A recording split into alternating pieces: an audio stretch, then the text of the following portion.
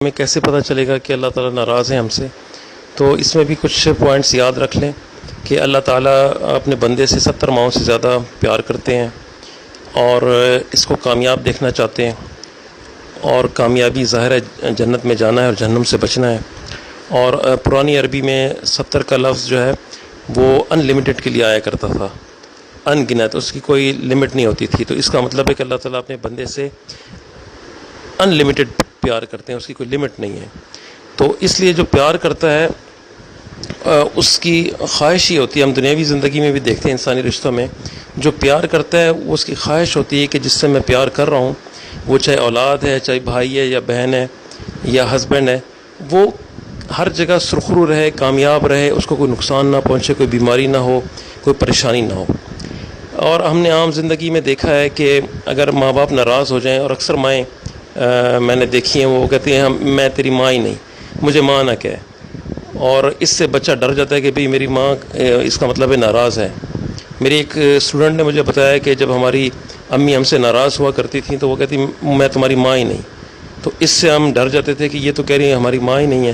تو اس کا یہ مطلب نہیں ہوتا تھا کہ وہ ماں بولنے سے وہ ماں کا رشتہ ختم ہو گیا، ماں نہیں رہی۔ اس سے بتانا یہ مقصود ہوتا تھا کہ تم نے غلطی کی ہے اور میں ناراض ہوں، اور آئندہ یہ کام مت کرنا۔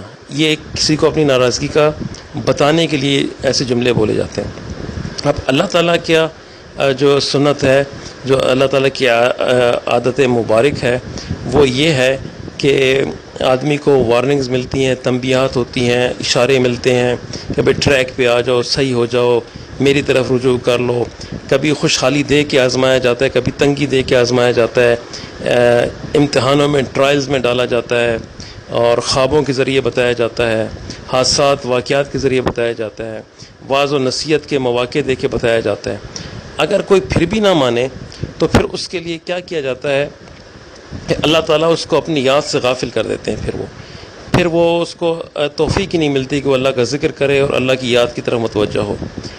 پھر اس سے کیا لینا جو سرکشی پہ آمادہ ہو جائے، جو ہر چیز سننے کے بعد، وعظ و نصیحت کے مواقع ملنے کے باوجود، نشانیاں دیکھنے کے باوجود، نعمتوں کا اظہار ہونے کے باوجود، سب کچھ دیکھ لینے کے باوجود بھی وہ حق کی طرف نہ آئے، اللہ کی طرف رجوع نہ کرے، تو پھر اس کو کیوں توفیق دی جائے کہ وہ ذکر بھی کرے؟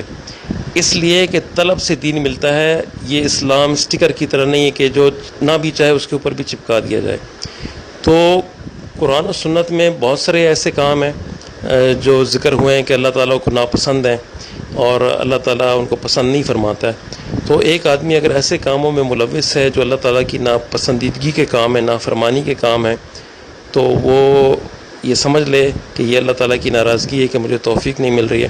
اگر اس کے دل میں ندامت ہے، توبہ کا خیال ہے، تو پھر یہ کوشش کرتا رہے کہ وہ توبہ کر لے اور اللہ تعالیٰ کے پسندیدہ بندوں میں شامل ہو جائے۔ لیکن ایک فارمولہ آپ کو بتا دیتا ہوں کہ ایک تو اگر آپ نے دیکھنا ہو کہ اللہ تعالیٰ مجھ سے ناراض ہیں یا خوش ہیں، تو یہ دیکھ لیں کہ آپ دن بھر میں لغویات کتنا بولتی ہیں یا لغویات کتنا بولتے ہیں۔ لغویات سے مراد یہ کہ بے تکی باتیں۔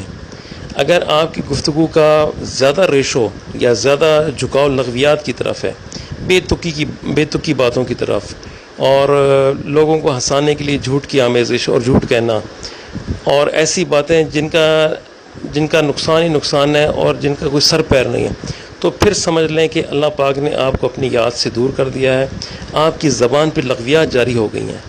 تو ایک تو یہ نشانی ہے۔ دوسرا یہ ہے کہ اللہ کا ذکر وہ آپ کرنے کی کوشش، اور اللہ کے ذکر میں نماز بھی ہے، تلاوت بھی ہے اور ذکر بھی ہے، تو ان سے دوری ہو جائے۔ ایک تو یہ ناراضگی کی علامت ہے، اور دوسرا لغویات کا زبان پہ جاری ہونا۔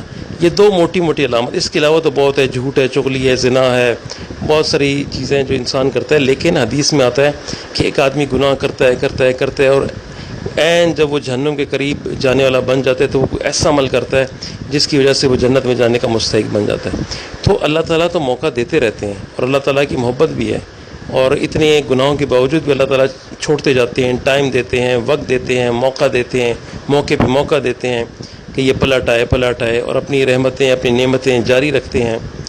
لیکن ساتھ ساتھ یہ بتاتے بھی جاتے ہیں کہ میں اس باتوں پہ خوش نہیں ہوں، اور آدمی کو خود ہی سمجھ آ جاتی ہے۔ آدمی کے اندر ایک میٹر لگا ہوا وہ بتا دیتا ہے کہ اس وقت گناہ کے کاموں میں ملوث ہے یا وہ نیکی کے کاموں میں مشغول ہے. اور گناہ کے کاموں میں ملوث ہے تو دل مطمئن ہوتا ہی نہیں ہے. دل میں چور بھی ہے, دل میں تکلیف بھی ہے, بے سکونی بھی ہے, سب کچھ ہوتا ہے. تو بس یہ 2 پوائنٹس یاد رکھیں. ایک تو آدمی لغویات بکتا ہے, لغویات بولتا رہتا ہے, اور ویسٹیج آف ٹائم, یعنی کہ شیطان کا ایک بہت بڑا ہتھیار ہے. یہ شیطان والے گروپ میں اور لیکچر میں نے یہ بتایا تھا کہ جب شیطان دیکھتا ہے میرا کچھ بھی بس نہیں چل رہا ہے اس پہ, پھر وہ ویسٹیج آف ٹائم میں لگاتے, یعنی کہ ٹائم ضائع کرنے پہ لگا دیتا ہے. تو اگر ایک آدمی دیکھ لے کہ جی میں ٹائم زیادہ ضائع کر رہا ہوں, اپنی 24 گھنٹے کی زندگی میں ٹائم میرا زیادہ ضائع ہو رہا ہے, اور مجھے توفیق نہیں مل رہی ہے ذکر کی اور اللہ تعالیٰ کی یاد کی, اور میری زبان فضول بول رہی ہے اور فضول بک رہی ہے, پھر سمجھ جائے کہ کوئی ناراضگی جو نا وہ ناراضگی ہے, اور اس ناراضگی کو دور کرنا توبہ کے ذریعے اور ذکر کے ذریعے. تو پہلے تو یہ احساس دل میں ذہن میں ہونا چاہیے کہ جی میں غلط کام کر رہی ہوں یا کر رہا ہوں. اگر یہ احساس نہیں ہے تو پھر وہ ٹائم چلتا رہتا ہے, شیطان کیش کرتا رہتا ہے اور یہ ٹائم لمبا ہوتا جاتا ہے. تو یہ